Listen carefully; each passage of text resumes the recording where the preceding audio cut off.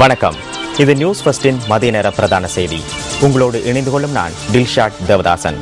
முதலில் தலைப்புச் செய்திகள். மின்னேரியா கட்டுகெலியாவ பகுதியில் புதையல் அகழ்வதற்கு முயற்சித்த 2 கைது. வட்டாளப்பளை கண்ணகி அம்மன் ஆலய பொங்கல் விழா வெகு விமர்சையாக நடைபெற்று வருகின்றது. பாகிஸ்தானின் கராச்சியில் உள்ள ஜின்னா சர்வதேச விமான நிலையத்தின் தாக்குதலில் தலிபான் ஆயுததாரிகள் பொறுப்பேற்றுள்ளனர். இனி விரிவான செய்திகள். காலி கொழும்பு பிரதான வீதியில் பானந்துறை நல்லூர்வ பகுதியில் இன்று காலை இடம்பெற்ற விபத்தில் பெண் ஒருவர் உயிரிழந்துள்ளார். இந்த விபத்து இன்று காலை 6:30 மணியளவில் இடம்பெற்றதாக எமது பிராந்திய செய்தியாளர் தெரிவித்தார். கொழும்பிலிருந்து களுத்துறை நோக்கி பயணித்த வேன் ஒன்றில் மோதுண்டு குறித்த பெண் உயிரிழந்துள்ளார். இந்த சம்பவம் நல்லூர்வ பகுதியில் இடம்பெற்றுள்ளதுடன் சம்பவத்துடன் தொடர்புடைய வேன் தப்பி சென்றுள்ளது. இந்த விபத்தில் நல்லூர்வ பகுதியில் வசிக்கும் வடுகை கமலாவணி என்ற 82 வயதான 3 பிள்ளைகளின் தாயாரே உயிரிழந்துள்ளார். உயிரிழந்தவரின் சடலம் பானந்துறை ஆதார வைத்தியசாலையில் வைக்கப்பட்டுள்ளது. விபத்துடன் தொடர்புடைய வேனின் சாரதியை தேடும் நடவடிக்கைகள் ஆரம்பிக்கப்பட்டுள்ளன. மின்னேரிய கட்டுகெலியாவ பகுதியில் புதையல் அகழ்வதற்கு முயற்சித்த 6 பேர் கைது செய்யப்பட்டுள்ளனர்.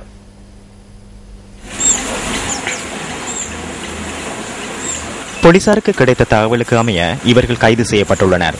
கைது செய்யப்பட்டவர்களில் பெண் ஒருவரும் அடங்குவதாக போலீஸ் ஊடக பேச்சாளர் அலுவலகம் தெரிவித்துள்ளது. கைது செய்யப்பட்டவர்கள் பானந்துறை, பொத்துகர, குருநாகல், லிதுல மற்றும் தெமட்டகுட பகுதியை சேர்ந்தவர்கள் ஆவர். புதையல் அகழ்விற்கு பயன்படுத்தப்பட்ட உபகரணங்களையும் போலீசார் கைப்பற்றியுள்ளனர். கைது செய்யப்பட்டவர்கள் இன்று ஹிங்குராங்குடை நீதிமன்றத்தில் ஆஜர்படுத்தப்பட உள்ளனர். மொனராகலையில் வர்த்தகர் ஒருவர் சுட்டுக் கொல்லப்பட்டுள்ளார்.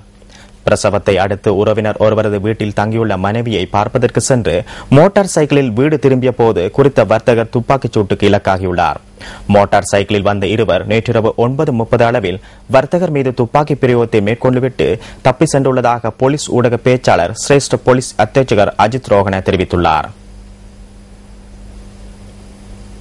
வரலாற்று சிறப்புமிக்க வட்டாளப்பளை கண்ணகி அம்மன் ஆலய பொங்கல் விழா இன்று வெகு விமர்சையாக நடைபெற்று வருகின்றது. கடந்த திங்கட்கிழமை கடலில் இருந்து எடுத்து வரப்பட்ட கடல் நீரானது காட்டா விநாயகர் ஆலயத்தில் உள்ள அம்மன் சன்னிதானத்தில் பானையிலிட்டு விளக்கு எரிக்கப்பட்டது. இந்த விளக்கு கடந்த 7 நாட்களாக தொடர்ந்து எரிந்து வருகின்றது.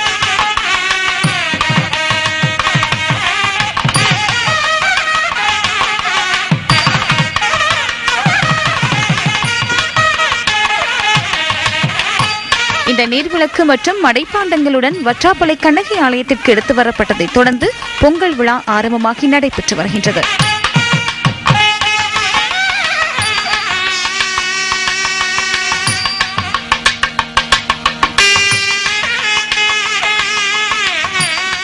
நாட்டின் பல பகுதிகளில் இருந்தும் பல லட்சக்கணக்கான பக்தர்கள் வருகை தந்த வண்ணம் உள்ளனர்.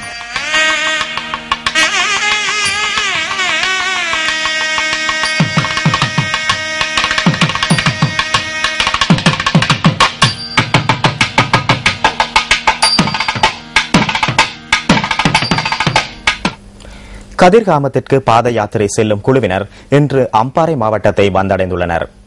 யாழ்ப்பாணத்திலிருந்து ஆரம்பிக்கப்பட்ட பாத யாத்திரை முல்லைத்தீவு, மன்னார், வவுனியா, திருகோணமலை, மட்டக்களப்பு ஊடாக இன்று அம்பாறை மாவட்டத்தை வந்தடைந்துள்ளனர்.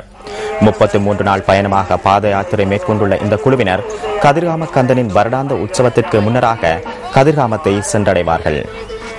பாத யாத்திரையானது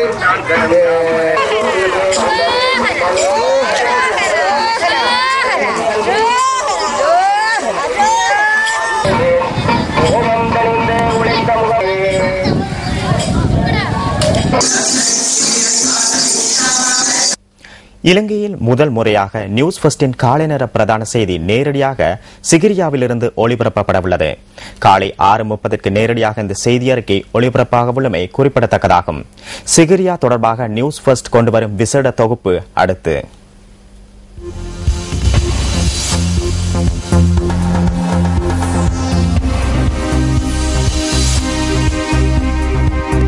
சிகிரியா ராசதானியை ஆண்ட காசியப்ப மன்னனால் கிறிஸ்துவுக்கு பின் 5ஆம் நூற்றாண்டில் சிகிரியா நிர்மாணிக்கப்பட்டது.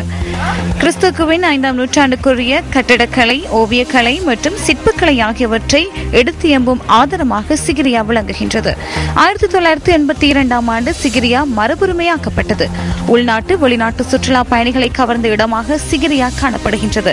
நாளை காலை 6:30க்கு சிகிரியாவிலிருந்து நேரடியாக ஒளிபரப்பாக உள்ள நியூஸ் ஃபர்ஸ்ட் காலை நேர பிரதான செய்தியூடாக உங்கள் அனைவரையும் சந்திக்க நியூஸ் ஃபர்ஸ்ட் குழாத்தினர் தயாராக உள்ளனர்.